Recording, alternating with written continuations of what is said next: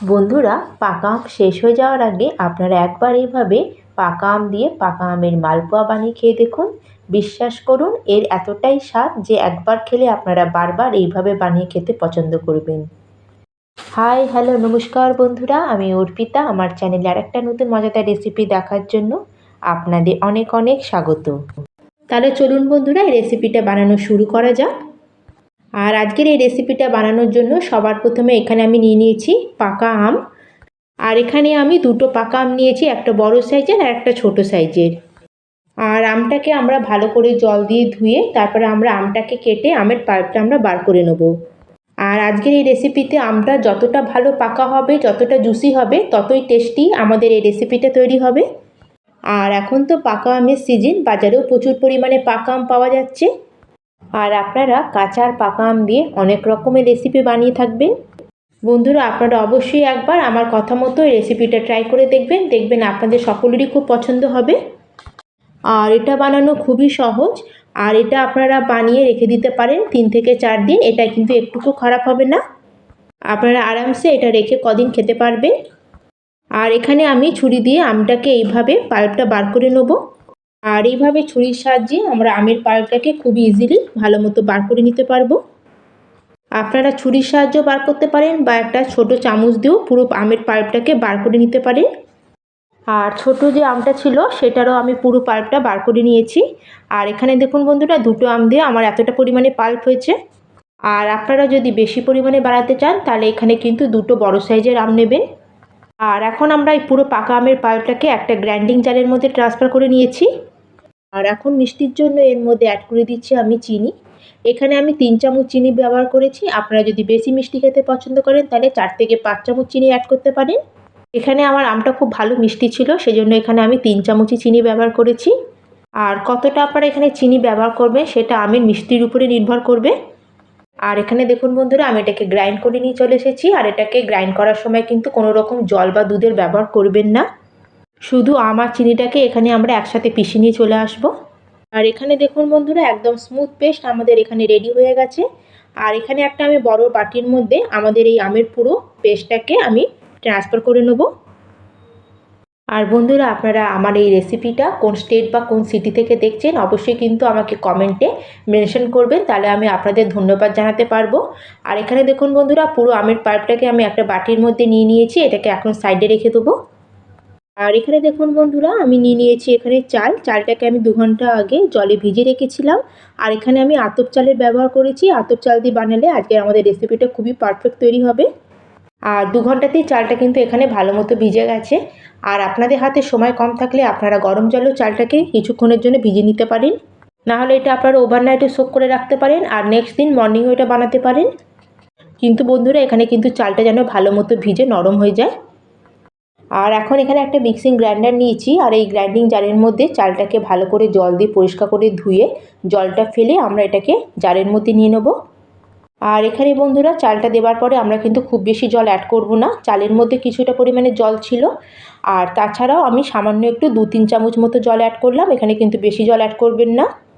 আর এখানে আমি যে জারের মধ্যে আমটাকে পেস্ট করে নিয়ে এসেছিলাম সেই জারের মধ্যে আমি চালটাকেও পিষে নিয়ে চলে এসেছি।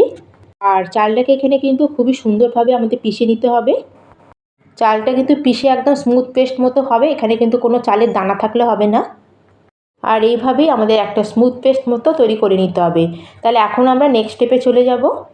আর এখন দেখুন বন্ধুরা, যেই বাটিতে আমি আমের পাল্পটা পুরো পেস্ট করে রেখেছিলাম সেই বাটির মধ্যে আমাদের পুরো পেস্ট করে রাখা চালের পেস্টটাকে এর মধ্যে অ্যাড করে দেবো। আর সামান্য একটু জল দিয়ে আমি গ্রাইন্ডিং জারটা ধুয়ে এর মধ্যে অ্যাড করে দিলাম, এর থেকে বেশি জল কিন্তু দেবেন না। খুব ভালো করে এটাকে আমাদের এখন মিক্স করে নিতে হবে। আর এখন এর মধ্যে কিন্তু কোনো রকম জল বা দুধ আমরা অ্যাড করব না। প্রথমে আমরা পেস্টটাকে খুব ভালো করে আগে মিক্স করে নেবো। আর মিক্স করার পরে যদি আপনাদের মনে হয় যে পেস্টটা একটু গাঢ় মতো লাগছে, তখন আপনারা সামান্য জল বা সামান্য একটু দুধ অ্যাড করতে পারেন। আর বন্ধুরা, সত্যি কথা বলছি, মালপোয়া তো আমরা অনেক রকমভাবে খেয়ে থাকি, কিন্তু আমের মালপোয়া আমিও আজকে প্রথমবারই বানাচ্ছি। আর অন্য মালপোয়ার তুলনায় এখানে আমের ফ্লেভারটা মালপোয়ার মধ্যে খুবই ভালো লাগছিল। আর যারাই কিন্তু আম খেতে পছন্দ করে তাদের কিন্তু এই পাকা আমের মালপোয়াটা কিন্তু খেতে অসাধারণ লাগবে। খুবই সফট আর ফ্লাফি তৈরি হয় এই মালপোয়াটা। আপনারা তো আম দিয়ে অনেক রকম রেসিপি বানিয়ে থাকেন, কিন্তু আম দিয়ে কি কোনোদিনও আমের মালপোয়া বানিয়ে খেয়েছেন? বন্ধুরা আপনারা অবশ্যই একবার এইভাবে আমের মালপোয়া বানিয়ে দেখুন, আপনাদের সত্যি খুব ভালো লাগবে। আর যেটুকুনি আমি জল চালটা পেশার সময় দিয়েছিলাম সেটুকুনি আমি খালি অ্যাড করেছি, এর মধ্যে কিন্তু আমি আর কোনো রকম জল বা দুধ ব্যবহার করিনি। আর প্রথমে এটাকে খুব ভালো করে আমাদের মিক্স করে নিতে হবে, কারণ আমরা আজকে এই রেসিপিতে কোনো রকম ইনো বা কোনো সোডার ব্যবহার করব না। তাতেও কিন্তু আমাদের পোয়া পিঠেগুলো খুবই সফট আর ফ্লাফি তৈরি হবে। আর সবার শেষে এখানে আমি বড় চামচের 1 চামচ ময়দা ব্যবহার করেছি। আর আপনারা চাইলে ময়দার পরিবর্তে এখানে আটাও ব্যবহার করতে পারেন। আর এখন আমাদের খুব ভালো করে এটাকে মিক্স করে প্রায় 2 থেকে 3 মিনিট এটাকে ফেটিয়ে নিতে হবে, কারণ আমরা এর মধ্যে কোনো রকম ইনো আর সোডা ব্যবহার করছি না। যদি আমরা ভালোভাবে ফাটাই তাহলে কিন্তু আমাদের এই ব্যাটারটা খুবই ফ্লাফি আর সফট তৈরি হবে। যত ভালো করে এখানে ব্যাটারটা ফাটানো হবে ততই কিন্তু আমাদের এখানে পিঠেগুলো খুবই ফোলা ফোলা সফট আর জালিদার তৈরি হবে। আর এখানে দেখুন বন্ধুরা, ব্যাটারটাকে আমি প্রায় 2 থেকে 3 মিনিট খুব ভালো করে ফাটিয়ে নিয়েছি। এখানে ব্যাটারটা কিন্তু না বেশি ঘন হবে না বেশি পাতলা, একদম মিডিয়াম ব্যাটার তৈরি করতে হবে। আর এখন আমাদের ব্যাটারটাকে ভালো করে মিক্স করে প্রায় 15 থেকে 20 মিনিটের জন্য আমরা রেস্টে রেখে দেবো, যাতে এটা ভালো মতো সেট হয়ে যায়। আর প্রায় 15 মিনিট মতো হয়ে গেছে, এটাকে আমি রেস্টে রেখেছিলাম। এখন কভারটা সরিয়ে এটাকে আবার আমরা প্রায় 2 থেকে 3 মিনিট এটাকে ভালো করে ফাটিয়ে নেব। আর এখানে দেখুন বন্ধুরা, ব্যাটারের কনসিস্টেন্সিটা কত সুন্দর, একদম পারফেক্ট, না বেশি গাঢ় না বেশি পাতলা। এখানে কিন্তু আমাদের ঠিক এরকমই ব্যাটারটা হওয়ার দরকার। তাহলে আমাদের ব্যাটার এখানে রেডি। তাহলে চলুন এখন আমরা পিঠেগুলো রেডি করে নেব। আর এদিকে দেখুন বন্ধুরা, গ্যাসে আমি কড়াইতে তেল গরম হতে বসিয়ে দিয়েছিলাম। আর এখানে কিন্তু তেলটা ভালো মতো গরম হওয়া থাকা দরকার। তেলটাকে প্রথমে ভালো করে গরম করে তারপরে আমাদের গ্যাসের ফ্লেমটাকে মিডিয়ামে করে দিতে হবে। আর আমরা এক হাতা করে ব্যাটার নেবো, আর ব্যাটারটাকে আমরা ঠিক তেলের মাঝখানে কড়াইয়ের মধ্যে দিয়ে দেবো। প্রথমে কিন্তু কয়েক সেকেন্ডের জন্য তেলের মধ্যে এটাকে আমরা এভাবেই ছেড়ে দেবো। আর কয়েক সেকেন্ড পরে এইভাবে আমরা ছানটা দিয়ে সাইড থেকে এর উপর দিয়ে তেল ছিটাতে থাকবো, যাতে এটা ধীরে ধীরে ফুলতে থাকবে আর একটা তেলের উপরে ভেসে আসবে। আর বন্ধুরা, আপনারা যদি এই প্রসেসে পিঠেগুলো তৈরি করেন তাহলে কিন্তু দেখবেন আপনাদের পিঠেগুলো একদম গোল গোল আর ফোলা ফোলা তৈরি হবে। আর এখানে দেখুন বন্ধুরা, আমি আপনাদের পাশ দিয়ে দেখাচ্ছি পিঠেটা কতটা ফোলা ফোলা আর একদম ফ্লাফি তৈরি হয়েছে। আর এই সময় কিন্তু গ্যাসের ফ্লেমটাকে মিডিয়াম টু লোতে রেখেই আমাদের কিন্তু পিঠেগুলোকে ফ্রাই করে নিতে হবে, যাতে পিঠেটা খুব ভালো মতো ভেতর থেকে কুক হয়ে যায়।